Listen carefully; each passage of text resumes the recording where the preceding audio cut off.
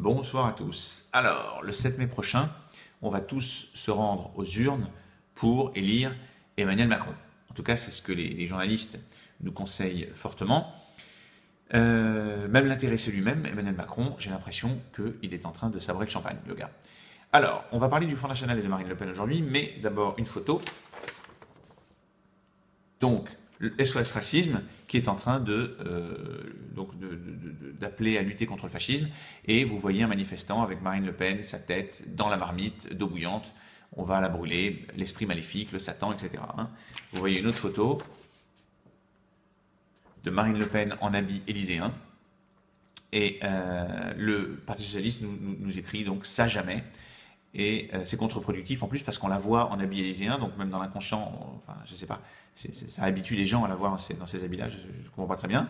Mais en tout cas, ils appellent à voter Macron, donc le Parti Socialiste, qui s'est fait donc cocufier par Emmanuel Macron, appelle à voter Macron. Allez comprendre.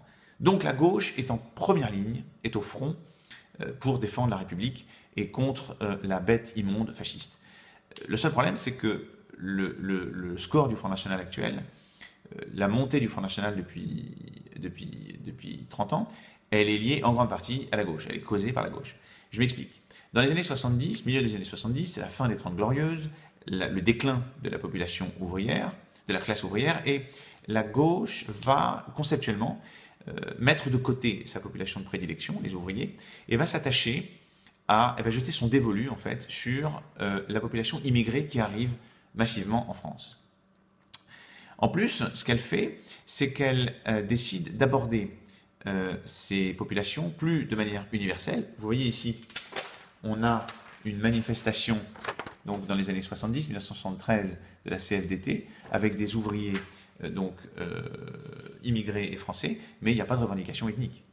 Ils sont tous dans le même bateau, c'est des ouvriers. C'est encore l'approche universaliste. Par contre, elle va changer ça donc à la fin des années 70, début des années 80. Elle va avoir une approche communautariste, multiculturelle.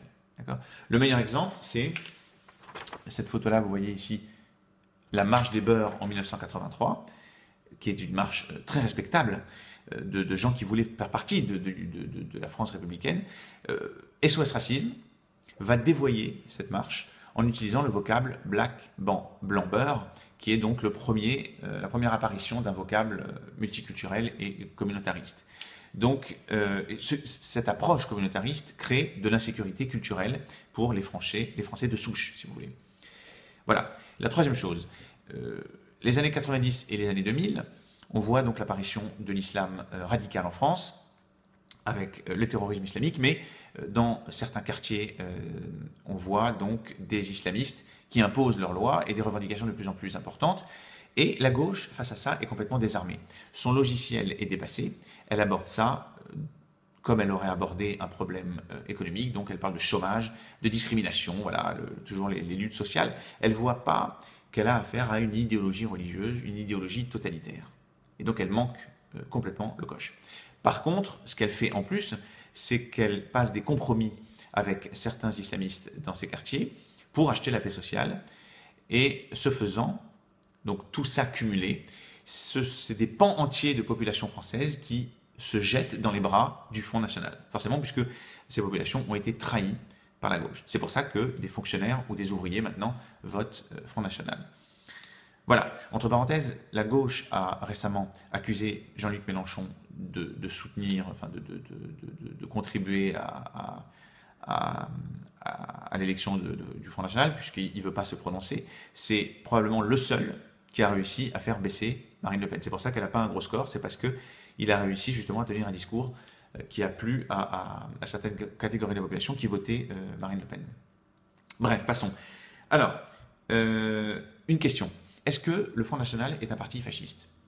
Alors, le fascisme, c'est une idéologie qui cherche à créer un homme nouveau, supérieur, comme la race aryenne par exemple, à l'aide des technologies modernes. Ce n'est pas le cas du Front National, qui est je dirais plutôt un parti passéiste, qui regarde la France d'avant, qui veut la France comme c'était avant, pas dans le futur, pas moderniste. La deuxième chose, un parti fasciste est un parti militarisé, avec des milices armées. Ce n'est pas le cas du Front National. Par contre, historiquement, le Front National a été créé par des gens qui étaient collaborationnistes à l'époque de la Deuxième Guerre mondiale et des gens aussi racistes. Je vous donne un exemple. D'accord. Oui. Léon Gauthier, qui était donc membre du comité national du parti en 1972 et qui était un ancien Waffen-SS, quand même. François Brignot, ancien milicien pendant la Deuxième Guerre mondiale, qui a été condamné pour incitation à la haine raciale et qui a été vice-président du Front National à sa création, pardon. Voilà, il y a des personnages très peu recommandables qui fréquentent le Front National, qui ont fréquenté, on pense à Alain Soral, l'antisémite maladif, Forisson, le négationniste, et il y en a plein qui circulent dans le cercle rapproché de Marine Le Pen. On a Jean-François Jalc, qui est le président en intérim pour l'instant du Front National, et qui a à l'époque nié l'existence des chambres à gaz ou du gaz utilisé pour exterminer les Juifs. On a Frédéric Chatillon, Alex Lousteau, je ne vais pas tous les nommer, et on a surtout le père Jean-Marie, qui serait responsable, la gauche accuse carrément Marine Le Pen d'avoir été contaminée par son père, etc. Alors juste une parenthèse. Sur ce point précis, le président socialiste Mitterrand fréquentait pendant des années René Bousquet, qui était patron de la police de Vichy. Je veux dire, j'ai jamais eu de procès d'intention à Mitterrand. La gauche ne s'est jamais choquée de ça. Vous voyez, c'est toujours, avec la gauche, c'est toujours deux poids deux mesures. Alors, où est-ce que je voulais en venir? Oui, une autre question pour le Front National. Est-ce que le parti est anti-républicain? Je vois beaucoup de gens dans les réseaux sociaux qui disent qu'il faut absolument voter Macron pour protéger la République, même si on n'aime pas Macron. Alors, il n'y a rien dans les principes républicains qui impose le droit du sol. D'accord? Vous savez que Marine Le Pen veut changer le droit du sol, mais il y a plein de pays européens qui utilisent le droit du sang. Il n'y a rien dans les principes républicains qui disent qu'il faille absolument faire le droit du sol. Moi, personnellement, je suis contre enlever le droit du sol, mais c'est pas cette proposition-là qui la rend anti-républicaine. Il n'y a rien dans les principes républicains qui oblige à ouvrir les frontières, qui interdisent de faire des quotas d'immigration. Il n'y a rien qui impose l'égalité entre les nationaux et les étrangers. Je ne dis pas que les propositions de Marine Le Pen sont toutes exceptionnelles. On peut évidemment les discuter, mais elle n'est pas une candidate anti-républicaine. Et certainement pas son approche européenne où elle réclame un référendum comme il a été organisé en Angleterre. Vous voyez ?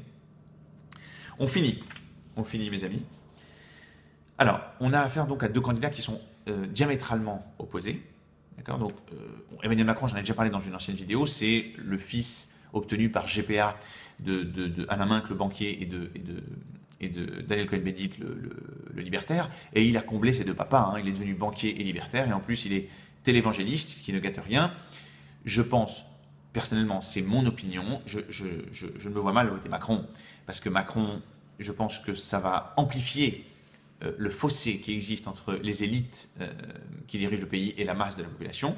J'en avais déjà parlé dans une autre vidéo. Par contre, si on s'intéresse à Marine Le Pen, alors, sur les deux problèmes majeurs que connaisse la France au niveau de sa société, donc le premier problème, c'est le problème de l'école, je pense, de l'éducation. Je pense qu'elle est mieux armée que Emmanuel Macron, son approche.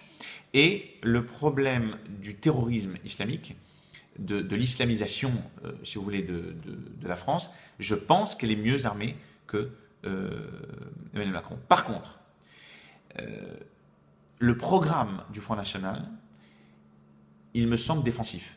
C'est-à-dire qu'en fait, comment vous dire, je vais vous l'exprimer d'une certaine façon, on n'est plus dans la France de Bourvil et de Louis Jouvet. Quand Marine Le Pen décide d'introduire la crèche de Noël dans la Constitution française, c'est complètement dépassé, en fait, ça n'a pas d'intérêt. On est un pays chrétien, d'origine chrétienne, peu importe.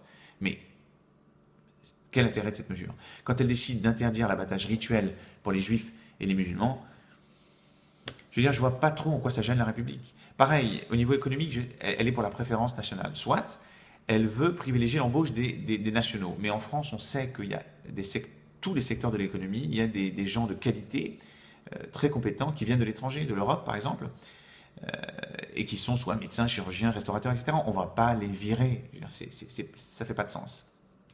Voilà. Sur l'Europe, personnellement, je suis plus sensible à son message qu'à celui d'Emmanuel Macron. Emmanuel Macron, c'est le candidat de l'Allemagne, de Merkel. Je préfère le langage, le discours de Marine Le Pen qui dit qu'elle ne veut pas devenir une province allemande. Et c'est clair qu'il y a un problème de rapport de force entre la France et l'Allemagne qu'il va falloir adresser un jour ou l'autre. Je finis sur la chasse aux sorcières qui a lieu en ce moment concernant le Front National. Je vous l'ai dit, j'ai été honnête, hein, il y a des gens de très mauvaise fréquentation au Front National, mais cette espèce d'acharnement sur les gens qui pourraient appeler à voter blanc ou à voter, Marine Le Pen, cette chasse aux sorcières, elle cache autre chose en fait. En fait, il y a une partie de la France qui a accepté la défaite. Il y a une partie de la France qui a accepté la baisse du niveau de l'école, qui a accepté les 10 millions plus de chômeurs et de pauvres, qui a accepté en fait le terrorisme islamique. D'ailleurs, Macron lui-même le dit, il faut l'accepter. Et cette France-là, elle préfère se concentrer sur le Front National pour ne pas regarder ses propres problèmes. C'était un premier point. Voilà. La deuxième, c'est que le vote blanc n'est pas forcément si inutile que ça. Je dis ça parce que j'ai des amis qui m'ont dit le vote blanc, ça ne sert à rien. Non, pas forcément. S'il y a 40% ou 50% de gens qui votent blanc, au bout d'un moment, ils vont forcément devoir créer ou devoir s'intéresser à ces gens-là, en fait. On pourrait même imaginer un parti blanc, en fait, je ne sais pas. Voilà, je pensais à haute voix. Voilà les amis, bonne soirée et à très bientôt. Bye bye.